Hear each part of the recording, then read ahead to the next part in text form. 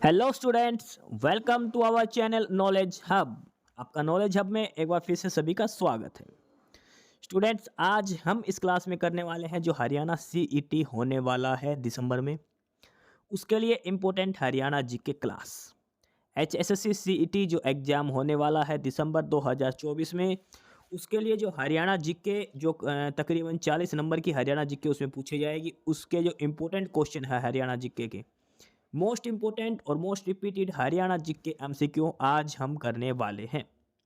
ये वही क्वेश्चन है जो सीईटी के एग्जाम में पहले पूछे जा चुके हैं या फिर जो और भी एग्जाम में बहुत बार रिपीट हुए हैं। कुछ नए क्वेश्चंस भी हैं। ओवरऑल जो आपकी क्लास रहेगी ये मोस्ट इंपोर्टेंट क्लास रहेगी हरियाणा सीईटी एग्जाम के लिए। क्लास शुरू से लेकर एंड तक ज़रूर देखिए और साथ के साथ हमारा टेलीग्राम चैनल है, उसका लिंक आपको डिस्क्रिप्शन बॉक्स में दिया जाएगा। वहाँ से आप टेलीग्राम चैनल पर जुड़ जाएं, जहाँ से आपको इस क्लास की कंप्लीट पीडीएफ मिलेगी। पीडीएफ में आपको आंसर्स भी दिए जाएंगे ताकि आपको पढ़ने में आसानी रहे। तो चलिए आज की क्लास शुरू करते हैं। और उससे पहले जो स्टूडेंट्स नए हैं, हमारे साथ पहली बार जुड़ रहे हैं, वो अपना यूट्यूब चैनल नॉलेज हब को सब्सक्राइब जरूर कर लीजिए। और चलिए फटाफट से देखते हैं इंपॉर्टेंट हरियाणा जीके के क्वेश्चंस क्या क्या हैं आज की इस क्लास के लिए। तो स्टार्ट करते हैं आज की क्लास हम। सबसे पहला जो क्वेश्चन है आज का, और वो ये है कि भारत का पहला आधुनिक आंगनवाड़ी केंद्र हरियाणा के किस स्थान पर लॉन्च किया गया था। जो आंगनवाड़ी केंद्र है, आधुनिक आंगनवाड़ी केंद्र, वो पूरे भारत में सबसे पहला हरियाणा के अंदर हुआ था स्थापित। और हरियाणा में किस स्थान पर हुआ था? ये हसनपुर गांव के अंदर। हसनपुर गांव के अंदर पहला आधुनिक आंगनवाड़ी केंद्र स्थापित किया गया है हरियाणा भारत में, हसनपुर। क्वेश्चन नंबर सेकंड है, हरियाणा में 26वीं अखिल भारतीय वन खेल प्रतियोगिता कहाँ आयोजित की गई? 26वीं अखिल भारतीय वन खेल प्रतियोगिता कहाँ आयोजित की गई? और ये है पंचकुला में। एक चीज़ ध्यान रखना, जो भी स्पोर्ट्स इवेंट है, कोई मेजर इवेंट से अगर आपको ऑप्शन मतलब आपको क्वेश्चन नहीं आता, अगर आपको तुक्का लगाना, तो आप पंचकुला के साथ जरूर चले जाना। अगर ऑप्शन में पंचकुला है तो जो मेजर इवेंट जो होते हैं हमारे जो हेड ऑफिस हैं, वो कुछ ऐसी चीज़ें हैं जो सिर्फ और सिर्फ पंचकुला या चंडीगढ़ में ही होती है। तो अगर आपको ऑप्शन में पंचकुला मिले तो आप पंचकुला के साथ ऑप्शन में चले जाना। कुछ ऐसे इवेंट्स जो आपको अगर ऑप्शन से नहीं आता हो, क्वेश्चन नहीं आता हो, अगर आपको तुक्का लगाना हो, तो पंचकुला सबसे बेस्ट रहेगा। अगला क्वेश्चन है, हरियाणा की सबसे पुरानी नहर कौन सी है? हरियाणा की सबसे पुरानी नहर कौन सी है? और वो है पश्चिम यमुना नहर। पश्चिम यमुना नहर हरियाणा की सबसे पुरानी नहर।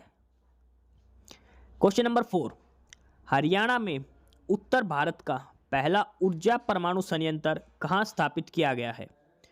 उत्तर भारत का पहला ऊर्जा परमाणु संयंत्र हरियाणा में कौन सी जगह पर है? गोरखपुर के अंदर। अब कंफ्यूज मत हो जाना, गोरखपुर एक उत्तर प्रदेश के अंदर भी वो नहीं है, गोरखपुर है फतेहाबाद डिस्ट्रिक्ट के अंदर। गोरखपुर फतेहाबाद हरियाणा, या जो नॉर्थ इंडिया का पहला परमाणु ऊर्जा संयंत्र स्थापित किया गया है, गोरखपुर फतेहाबाद के अंदर, हरियाणा के अंदर है। क्वेश्चन नंबर 5 है, हरियाणा में मोतीलाल नेहरू स्पोर्ट्स स्कूल कहाँ पर है? और ये है राई सोनीपत के अंदर। मोतीलाल नेहरू स्पोर्ट्स स्कूल जो है, जो स्पोर्ट्स स्कूल है हरियाणा के अंदर, वो है राई। और राई कहाँ पर है? सोनीपत के अंदर। हरियाणा में मोतीलाल नेहरू स्पोर्ट्स स्कूल राई सोनीपत के अंदर है। दोस्तों, ये हमारा टेलीग्राम लिंक दिया गया है, यहाँ से आप टेलीग्राम में सर्च करके टेलीग्राम ग्रुप ज्वाइन कर सकते हो। और ये हमारा यूट्यूब चैनल का लिंक यहाँ पर दिया गया है, जो आप यूट्यूब पर सर्च करके हमारे साथ जुड़ सकते हैं। अगला है क्वेश्चन नंबर 6, यमुना नदी हरियाणा में किस जिले से प्रवेश करती है? और यह है यमुनानगर से। कंफ्यूज मत होना, अंबाला लगा के नहीं आना। यमुना नदी हरियाणा में यमुनानगर से प्रवेश करती है। क्वेश्चन नंबर 7 है, हरियाणा के दक्षिण भाग में राज्य की मुख्य भौगोलिक विशेषता क्या है? यानी कि जो हरियाणा का जो दक्षिण हिस्सा है, नीचे रेवाड़ी महेंद्रगढ़ की साइड, यहाँ की मुख्य भौगोलिक विशेषता क्या है? और वो है अरावली की पहाड़ियाँ। अरावली की पहाड़ियाँ ये कहाँ पर है? दक्षिण हरियाणा के अंदर। अगला है question number 8, Tajewala barrage Haryana में किस नदी पर बना हुआ है? ताजेवाला बैराज जो हाथिनी कुंड बैराज जो बोलते हैं, ये किस नदी पर बना हुआ है? और ये है यमुना नदी के ऊपर। ताजेवाला बैराज जो हाथिनी कुंड जो बोलते हैं वो यमुना नदी के ऊपर है।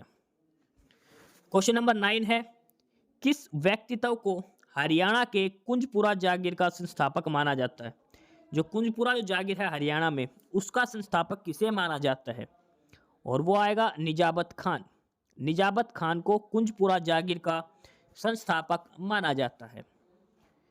क्वेश्चन नंबर 10, हरियाणा एशिया का सबसे बड़ा कपड़ा बाजार हरियाणा में कहाँ पर स्थित है?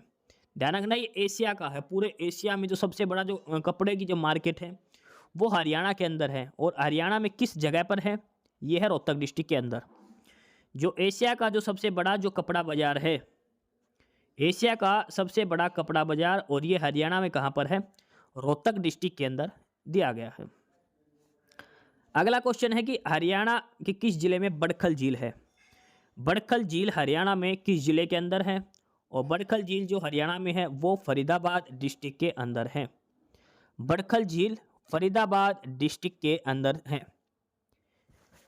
क्वेश्चन नंबर 12 है, और क्वेश्चन नंबर 12 है कि जब 1966 में जब हरियाणा बना तो उस समय हरियाणा में कितने जिले थे? जब हरियाणा बना 1 नवंबर 1966 को, तब हरियाणा में कितने जिले थे? उस समय हरियाणा में 7 जिले थे। हरियाणा में उस समय 7 जिले थे जब 1 नवंबर 1966 को हरियाणा बना था। अगला क्वेश्चन है, हरियाणा के किस शहर में अर्जुन स्टेडियम स्थित है? अर्जुन स्टेडियम कौन से शहर में है? और वो है जींद डिस्ट्रिक्ट के अंदर। हरियाणा में अर्जुन स्टेडियम जींद डिस्ट्रिक्ट के अंदर है। क्वेश्चन नंबर 14 आगे, और क्वेश्चन नंबर 14 जो दिया गया है वो ये है कि वर्तमान में हरियाणा राज्य का कुल क्षेत्रफल कितना है? हरियाणा का कुल क्षेत्रफल कितना है? और वो है 44,212 वर्ग किलोमीटर। 44,212 स्क्वायर किलोमीटर ये हरियाणा का कुल क्षेत्रफल दिया गया है। 44,212 स्क्वायर किलोमीटर। अगला है क्वेश्चन नंबर 15, और वो है कि क्षेत्रफल की दृष्टि से हरियाणा का सबसे छोटा जिला, और हरियाणा का सबसे छोटा जिला क्षेत्रफल की दृष्टि से है वो है पंचकुला। क्षेत्रफल की दृष्टि से हरियाणा का सबसे छोटा जिला कौन सा है? पंचकुला। क्वेश्चन नंबर 16 है आगे, गिरी और टोंस ये जो दो नदियां हैं ये किस नदी की सहायक नदियां हैं? गिरी और टोंस जो दो नदी हैं ये किस नदी की सहायक नदियां हैं? और तो ये आएंगी यमुना नदी की। गिरी और टोंस हरियाणा राज्य में यमुना नदी की सहायक नदियां हैं। गिरी और टोंस ये यमुना नदी की सहायक नदियां हैं। अगला है क्वेश्चन नंबर 17, और वो है कि 2011 की जनगणना के अनुसार हरियाणा में कितने गांव हैं? 2011 की जनगणना के, क्योंकि 2021 का सेंसेक्स आया नहीं है, क्योंकि अभी जनगणना हुई नहीं है, तो 2011 का सेंसेक्स ही चलेगा। और उसके हिसाब से हरियाणा में टोटल गांव हैं 6,841। 6,841 गांव हैं हरियाणा के अंदर। अगला है क्वेश्चन नंबर 18, और वो है कि हरियाणा में मारकंडा नदी का प्राचीन नाम क्या है? मारकंडा नदी का प्राचीन नाम क्या है? तो मारकंडा नदी का प्राचीन नाम है अरुणा। मारकंडा नदी का प्राचीन नाम क्या है? अरुणा नदी। क्वेश्चन नंबर 19 है, हरियाणा में महेंद्रगढ़ जिले का मुख्यालय कहाँ पर है? मुख्यालय यानी कि जो मिनी सेक्रेटेरिएट है डिस्ट्रिक्ट में महेंद्रगढ़ डिस्ट्रिक्ट का, वो कहाँ पर है? और वो है नारनौल के अंदर। नॉर्मली जो जिले का जो मुख्यालय जो हेड ऑफिस होता है वो डिस्ट्रिक्ट के अंदर होते हैं। हरियाणा में महेंद्रगढ़ जिले का हेड ऑफिस नारनौल में है। ये क्वेश्चन हर एग्जाम में बहुत बार पूछा गया है। नारनौल क्यों फेमस है? यहाँ पर डोसी की पहाड़ी जो कुलताजपुर जो वो नारनौल के अंदर ही है। नारनौल महेंद्रगढ़। अगला है क्वेश्चन नंबर 20, और क्वेश्चन नंबर 20 है अंतर्राष्ट्रीय सौर गठबंधन इंटरनेशनल सोलर अलायंस, इसका हेडक्वार्टर कहाँ पर है? और ये हरियाणा के गुरुग्राम के अंदर है। अंतर्राष्ट्रीय सौर गठबंधन का मुख्यालय गुरुग्राम हरियाणा के अंदर है। अगला है क्वेश्चन नंबर, नेक्स्ट है क्वेश्चन नंबर 21, पेरिस ओलंपिक 2024, जो पेरिस ओलंपिक जो हुए थे 2024 के, उसमें हरियाणा के कितने एथलेटिक्स ने पार्टिसिपेट किया था? 2024 में 24 ही पार्टिसिपेंट थे हरियाणा से। याद रखने में आसानी रहेगी, पेरिस ओलंपिक 2024 में हुए थे और हरियाणा के 24 ही खिलाड़ियों ने भाग लिया था पेरिस ओलंपिक 2024 में। अगला है क्वेश्चन नंबर 22 और वो ये दे रखा है कि इस संरक्षित क्षेत्र में दिल्ली टिल्ला पहाड़ी क्षेत्र के अंतिम जीवित अवशेष हैं। जो दिल्ली की जो टिल्ला पहाड़ी है उसके अंतिम अवशेष किस क्षेत्र के अंदर है? और ये जो है ये है असोला भट्टी वन्य जीव अभ्यारण्य। असोला भट्टी वन्य जीव अभ्यारण्य, ये दिल्ली टिल्ला पहाड़ी क्षेत्र के अंतिम जीवित अवशेष यहाँ पर शेष हैं। असोला भट्टी वन्य जीव अभ्यारण्य, ये याद रखना है। क्वेश्चन नंबर 23, ये काफी इंपॉर्टेंट क्वेश्चन है। 2 स्टेटमेंट दे रखी है, उसके बताना है। तो पहला है कि भारत में नियंत्रण एवं महालेखा यानी कि controller and auditor general of India, CAG जिसको बोलते हैं कैग, हरियाणा सरकार के लेखा के संकलन और तैयारियों के लिए जिम्मेदार है।